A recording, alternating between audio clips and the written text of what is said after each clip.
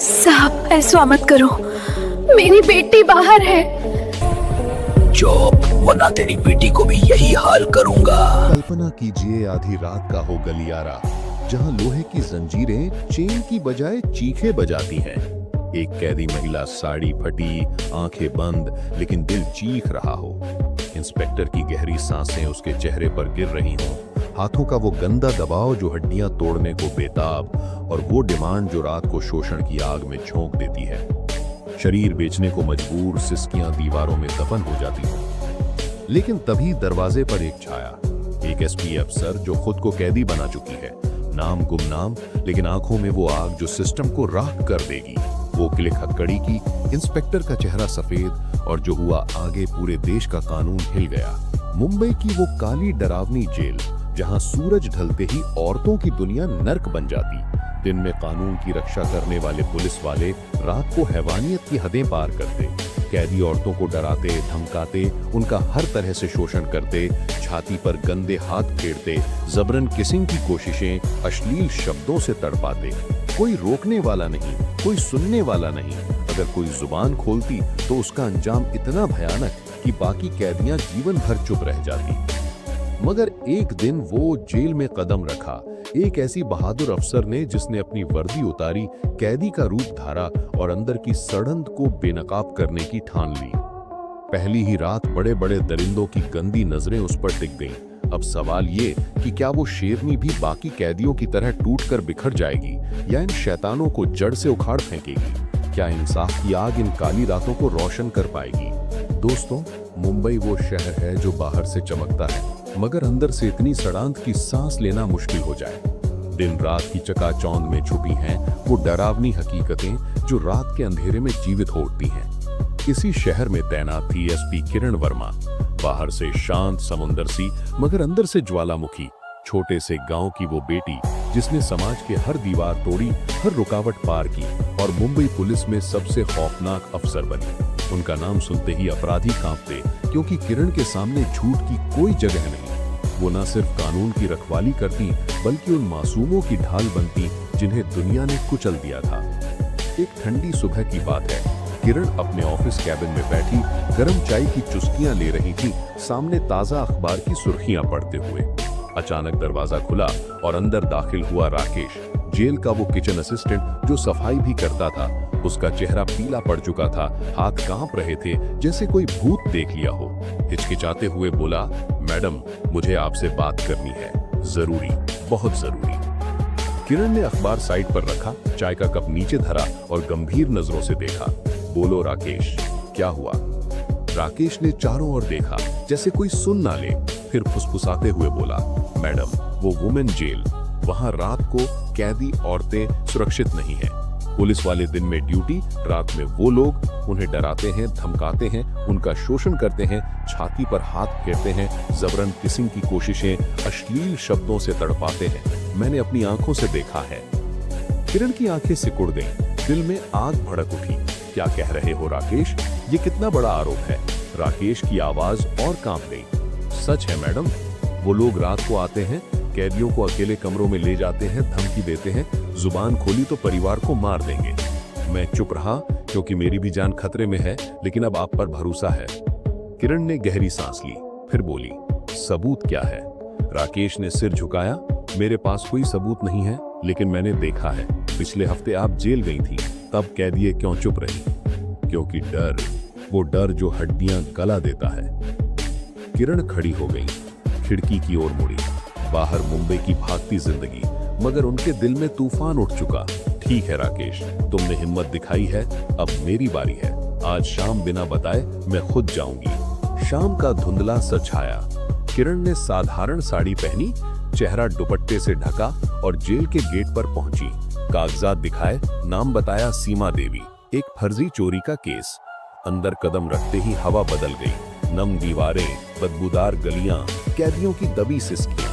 वो बैरक में पहुंची जहां औरतें सिमटी हुई बैठी थी। एक बुजुर्ग कैदी ने फुसफुसाया, नहीं हो, चुप रहना बहन, रात को वो आते हैं। किरण का दिल दहल गया, मगर वो तैयार थी। उनके कपड़ों में छुपा था एक छोटा कैमरा जो हर पल रिकॉर्ड कर रहा था। बाहर एक टीम इंतजार में थी। रात 10 बजे जेल की लाइटें मध्यम। तभी दरवाजा खुला और अंदर आए दो पुलिस वाले, इंस्पेक्टर धवल और कांस्टेबल रोहन। उनकी आंखें शराब से लाल, मुंह से गंदी बातें। धवल की नजर किरण पर पड़ी। अरे वाह, नई माल, चल आज तेरे साथ शुरुआत करते हैं। रोहन हंसा। साहब पहले मुझे देखो कितनी ताजी माल है। धवल ने किरण का बाजू पकड़ा और खींचा।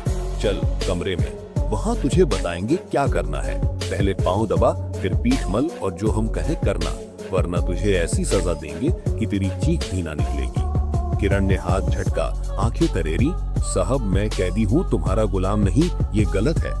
धवल की हंसी फट पड़ी। अकड़ है आज तेरी, अकड़ तोड़ देंगे।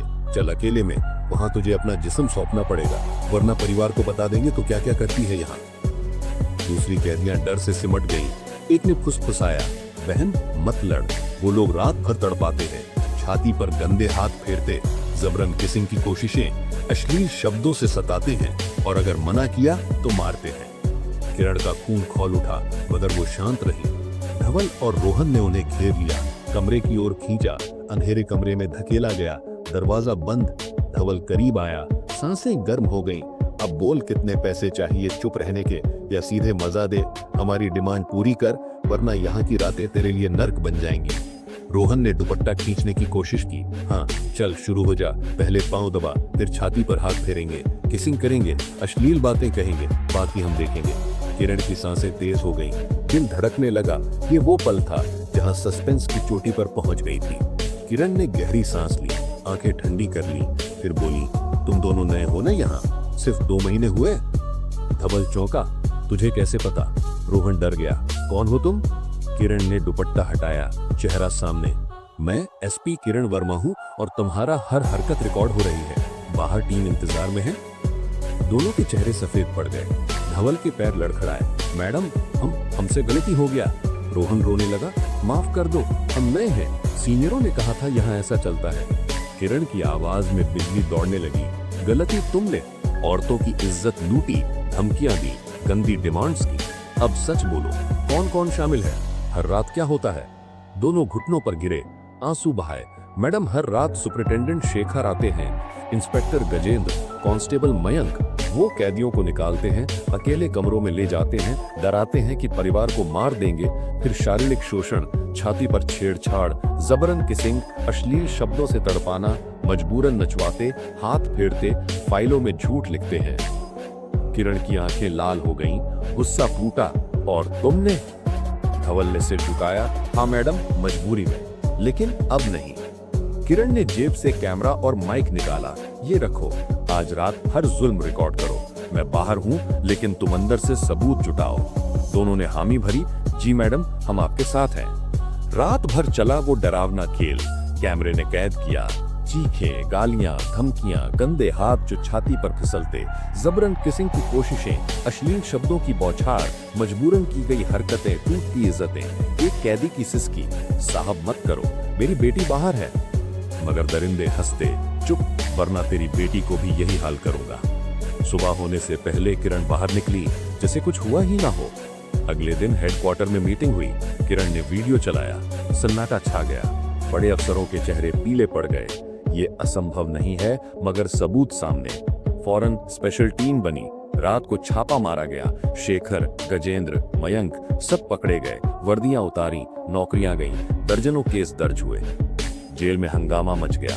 कैदी औरतें दौड़ी, किरण के पैरों पर गिरी, आंसू बहाते हुए। मैडम, आपने हमें मौत से निकाला है। बरसों की चीखें आज सुनी गई। एक ने कहा, आप ना होती तो हमारी जिंदगी नर्क ही रहती। किरण ने उन्हें उठाया। बहनों, अब डरो मत, सबको इंसाफ मिलेगा। उसी पल एक सीनियर अफसर आगे आया, सर झुकाया। मैडम, आपकी हिम्मत को सलाम है, आपने पूरी सिस्टम को हिला दिया। किरण ने मुस्कुराकर कहा, वर्दी ताकत नहीं, जिम्मेदारी है। जुल्म करने वाले सोचते हैं वो अमर है, मगर सच की आग सब जला देती है। याद रखो, अंधेरा कितना भी गहरा हो, एक चिंगारी काफी है। ये थी किरण वर्मा की वो अनोखी जंग जो मुंबई की काली जेल को हमेशा के लिए बदल गई। दोस्तों, अगर ये कहानी आपके दिल को छू गई, आपकी रूह को हिला दिया, तो अभी लाइक करो, शेयर करो, हर उस इंसान तक जो इंसाफ की लड़ाई लड़ रहा है। सब्सक्राइब करो चैनल और कमेंट में बताओ क्या आप भी ऐसी हिम्मत रखते हो, क्योंकि ऐसी कहानियां नहीं रुकनी चाहिए, ये फैलनी चाहिए, बदलाव लानी चाहिए।